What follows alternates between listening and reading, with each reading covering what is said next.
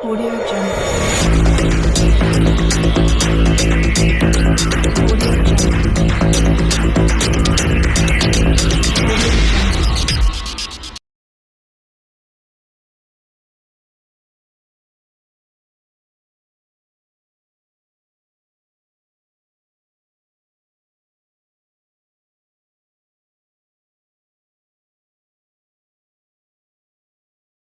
Good evening बच्चों। आज हम अपना 10th क्लास का जो सेट जुलाई 2022 का एग्ज़ाम है साइंस का हुआ है। 1 तारीख को ये एग्ज़ाम हुआ था, 1 अगस्त को। उसका क्वेश्चन पेपर हम सॉल्व करते हैं और उसका मैं आपको डिटेल्ड एक्सप्लेनेशन भी दूंगी। तो हम स्टार्ट करते हैं पहले क्वेश्चन से। पेपर में 14 प्रश्न हैं, कुल 14 प्रश्न हैं।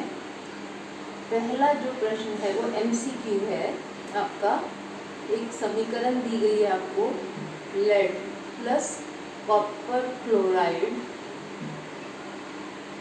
और प्रोडक्ट है हमारे पास, उत्पाद में बना है कॉपर क्लोराइड प्लस कॉपर। और ये पूछा है कि ये उपरोक्त अभिक्रिया उदाहरण है।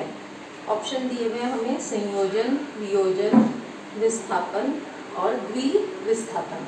तो यहाँ पर आप देख रहे हैं कि लेड जो है कॉपर का यहाँ पर स्थान ले रहा है।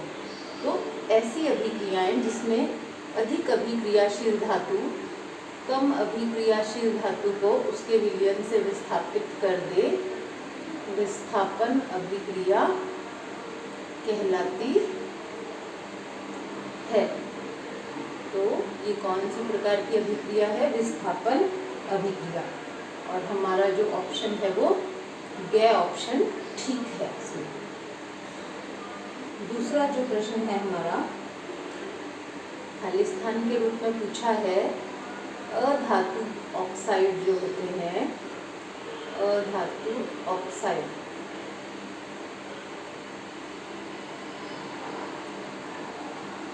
वो किस प्रकृति के होते हैं? ऑप्शन में दे हुआ है आपको, इसकी प्रकृति पूछी है। अम्लीय होते हैं, क्षारीय होते हैं। तो बच्चों ये आपको कई बार बताया भी गया है कि अधातु ऑक्साइड जो होते हैं वो कैसी प्रकृति के होते हैं? अम्लीय। इसकी जांच हम लिटमस पेपर से कर सकते हैं। ये नीले लिटमस को लाल कर देंगे। और ऑप्शन हमारा यहाँ पर ठीक है बच्चों, के। और अगर अधातु ऑक्साइड अम्लीय प्रकृति के हैं तो धातु ऑक्साइड क्षारकीय प्रकृति के होते हैं। ये बहुत ही एक इम्पॉर्टेंट क्वेश्चन है, पेपर में अक्सर पूछा जाता है। तीसरा प्रश्न है हमारा, दोपहर के समय सूर्य श्वेत दिखाई देता है। दोपहर के समय जो है सूर्य जो है वो हमें श्वेत दिखाई देता है। उसका क्या कारण है? तो हमें ऑप्शन दे रखे हैं इसमें आपका ख ऑप्शन जो है वो ठीक है। तीसरे प्रश्न का क्या है? ये श्वेत प्रकाश सभी रंग प्रकीर्णित करता है। तो आप जानते ही हैं कि श्वेत प्रकाश जो है 7 रंगों से मिलकर बना हुआ है, विबज्योर। ये विबज्योर एक शॉर्ट फॉर्म है 7 रंगों को याद करने के लिए, violet, indigo, blue, green, yellow, orange, red. और ये मिलकर श्वेत प्रकाश बनाते हैं। तो ख ऑप्शन हमारा यहाँ पर ठीक है कि श्वेत प्रकाश के सभी रंग प्रकीर्णित हो जाते हैं। अगला जो क्वेश्चन है हमारा, बहुत ही आसान प्रश्न है अगला हमारा। लेंस की क्षमता का SI मात्रक, लेंस की क्षमता को हम P पावर से दिखाते हैं, ठीक है। लेंस की क्या है? ये क्षमता या शक्ति, हम इसे कुछ भी कह सकते हैं, इसे हम P अक्षर से दिखाते हैं। इसका SI मात्रक जब भी टीचर आपको लेसन पढ़ाते हैं तो जरूर बताते हैं कि बहुत इम्पॉर्टेंट है बच्चों ये। इसका जो सही आंसर है वो है डायोप्टर। डायोप्टर।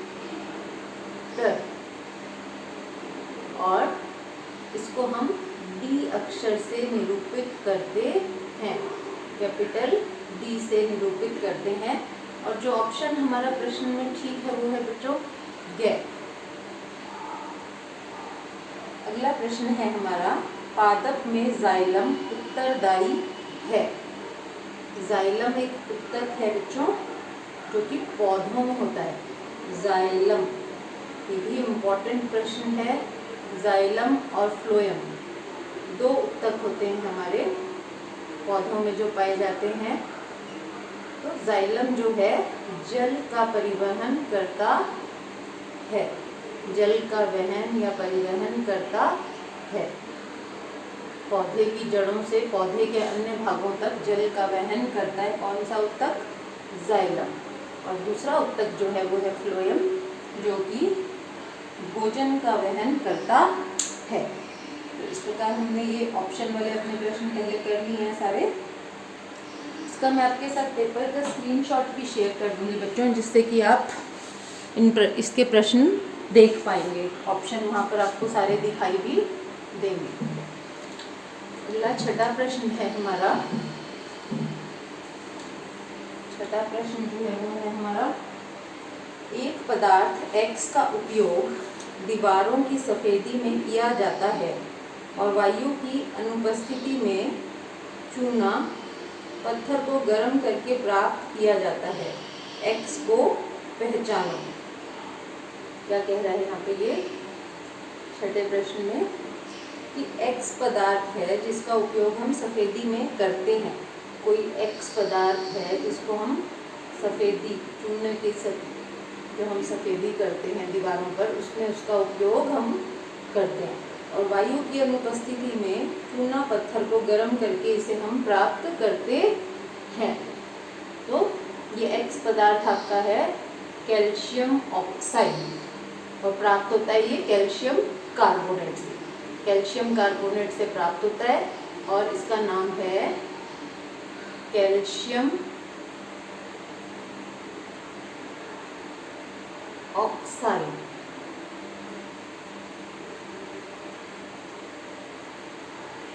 कैल्शियम ऑक्साइड इसका नाम है। अगला प्रश्न है, प्रबल क्षारीय विलयन का pH मान क्या होगा? तो pH मान जो है अम्ल और क्षारक को पहचानने के लिए एक सरल तरीका है pH स्केल जिसको हम बोलते हैं। तो pH स्केल जो है हमारा वो किस प्रकार होता है? कुछ इस तरह से होता है। बीच में यहाँ पर आपका 0 है, 7 है। इधर की तरफ हम जब जाते हैं तो ये यहाँ पर क्या है? अम्लता बढ़ती है। 7 उदासीन है हमारा और इस तरफ जाने पर क्षारकता बढ़ती है। तो ये 14 तक होता है स्केल। तो जो प्रबल क्षारीय होगा, प्रबल क्षारीय जो भी पदार्थ होगा हमारा, उसका pH मान आपका 14 होगा। 8वां प्रश्न है। 8वां प्रश्न है हमारे पास, दीर्घ दृष्टि दोष को किस लेंस द्वारा संशोधित किया जाता है? दीर्घ दृष्टि दोष, दीर्घ दृष्टि दोष को हम उत्तल लेंस से ठीक कर सकते हैं। इस दोष में क्या होगा कि हमें निकट की वस्तुएं साफ दिखाई नहीं देती। इसका नाम तो दीर्घ दृष्टि है, लेकिन ये इसका मतलब ये है कि जो आपका जो इमेज बन रही है, प्रतिबिंब बन रहा है, वो पीछे की तरफ बन रहा है, इसलिए हमें निकट की वस्तुएं दिखाई नहीं देती। तो इसे हम कैसे ठीक कर सकते हैं? उत्तल लेंस से ठीक कर सकते हैं। उत्तल लेंस कुछ इस प्रकार का आपको दिखाई देगा। 9वां प्रश्न है हमारा, हार्मोन स्रावित करने वाली ग्रंथियां खलिस्थान कहलाती हैं। ये कहलाती हैं आपकी अंतःस्रावी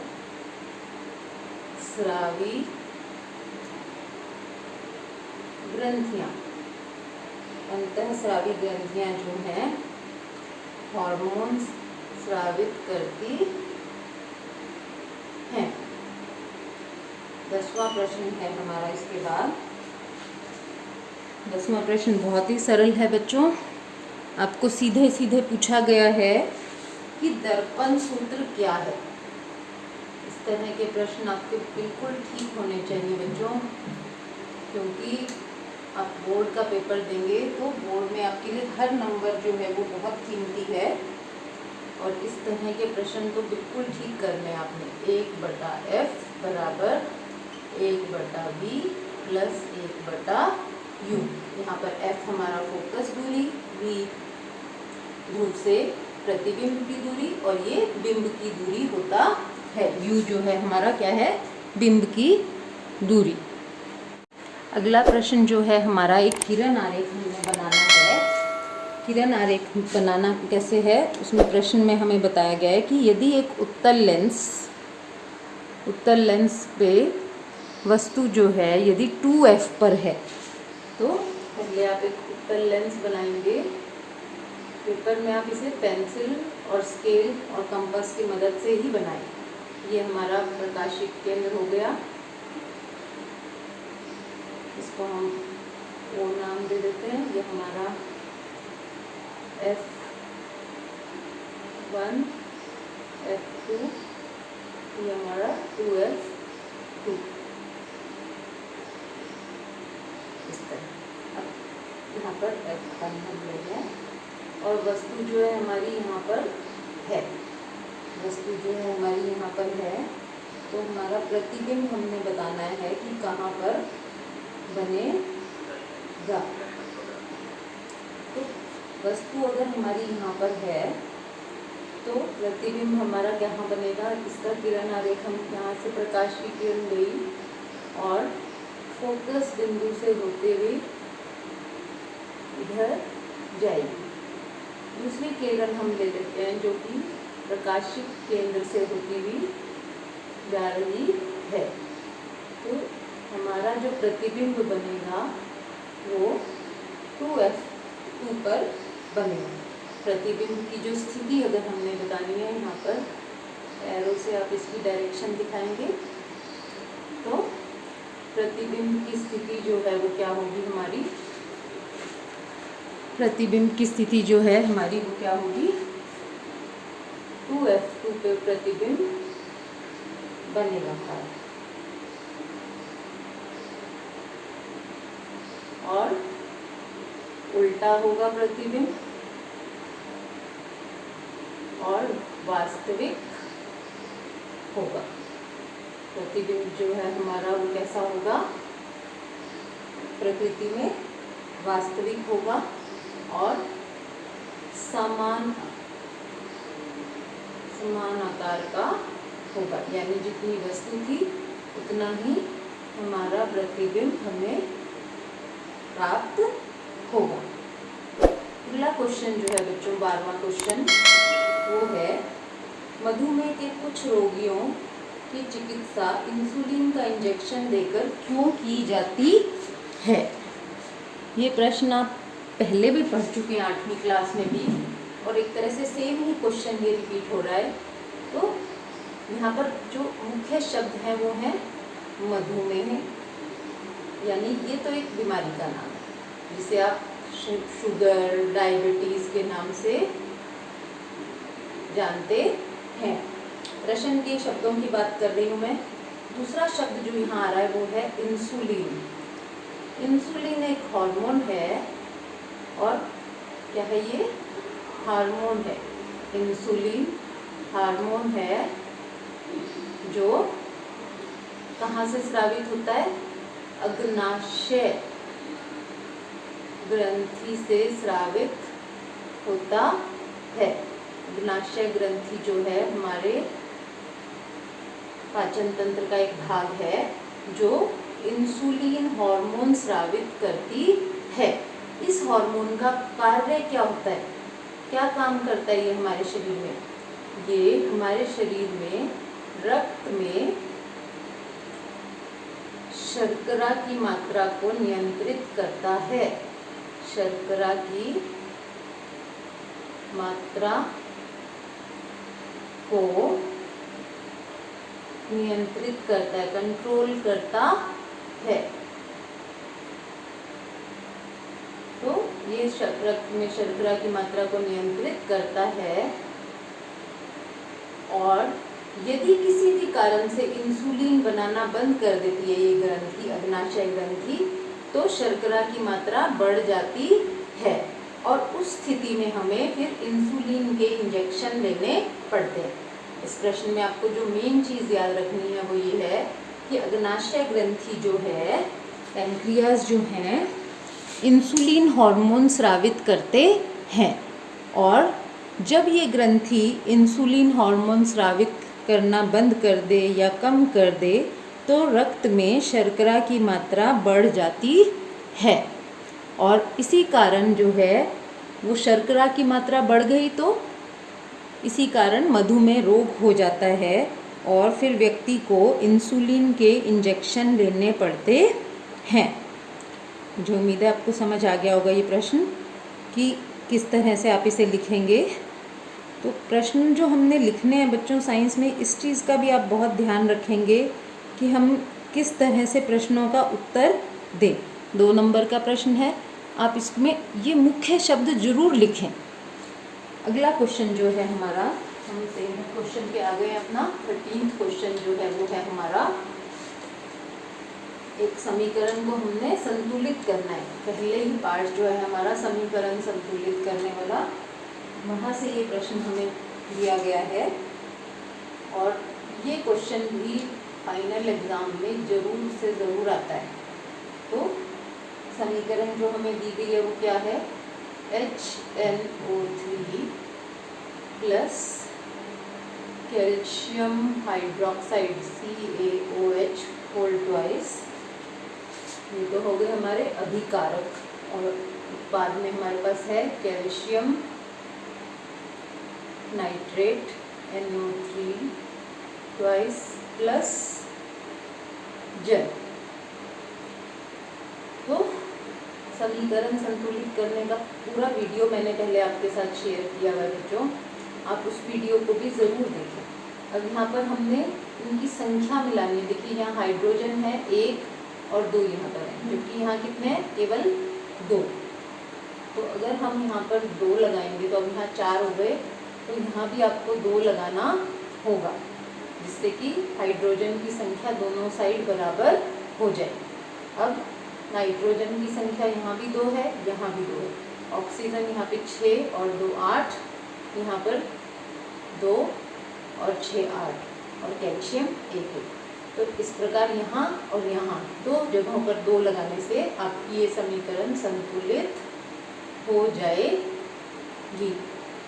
बैलेंस हो गई है ये समीकरण। और इतना आसान प्रश्न है बच्चों ये, और आएगा पक्का पेपर में, ये फाइनल एग्ज़ाम में भी आपको ज़रूर मिलेगा। तो इसकी तो आप बहुत प्रैक्टिस करें, क्योंकि ये साइंस का एक इम्पॉर्टेंट पार्ट भी है। इसी प्रश्न में ही 13th प्रश्न में, 13वें प्रश्न में ही हमारा जो बी पार्ट है, ये 2 पार्ट हैं इस प्रश्न के, उसमें कह रहा है कि आश्रित जल विद्युत का चालन क्यों नहीं होता जबकि वर्षा जल होता है। आश्रित जल पहले तो आपको पता होना चाहिए होता क्या है। आश्रित जल जो है डिस्टिल्ड वाटर होता है, बिल्कुल साफ पानी होता है। इसमें किसी भी प्रकार के आयन नहीं होते, आयन नहीं होते, कोई अशुद्धि नहीं होती इस पानी में। तो ये पानी जो है, आश्रित जल जो है, क्योंकि इसमें किसी प्रकार के आयन नहीं होते, इसलिए ये विद्युत का चालन नहीं करता, विद्युत का चालन नहीं करता। जबकि वर्षा जल जो होता है उसमें कुछ पर्यावरणीय अशुद्धियां मिल जाती पर्यावरणीय अशुद्धियाँ मिल जाती हैं, जिसके कारण उसमें आयन उपस्थित होते हैं, जिसके कारण उसमें आयन होते हैं और वो विद्युत का चालन करता, विद्युत का चालक होता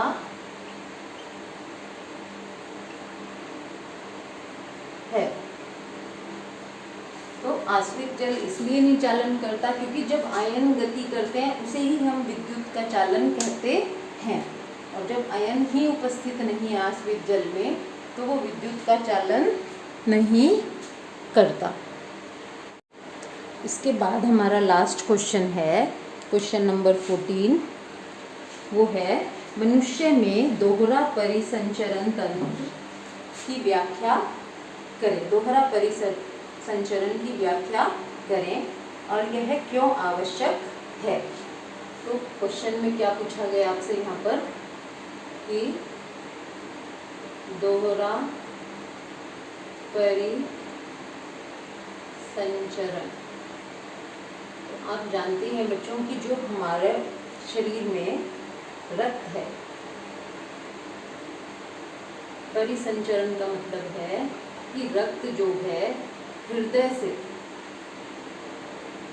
हृदय में एक बार तो धमनियों के द्वारा शरीर तक जाता है, धमनियों के द्वारा पूरे शरीर में पहुंचता है, और शरीर से ये रक्त कैसा होता है, हमारा ऑक्सीजनित रक्त होता है। शरीर में जो जाता है रक्त, वो रक्त हमारा कैसा होता है, ऑक्सीजनित रक्त होता है। इसमें ऑक्सीजन मिली हुई होती है, और शरीर से वापस जो हृदय की तरफ आता है वो शिराओं द्वारा आता है, और इसमें क्या होता है, कार्बन डाइऑक्साइड यानी डीऑक्सीजनित रक्त ये होता है।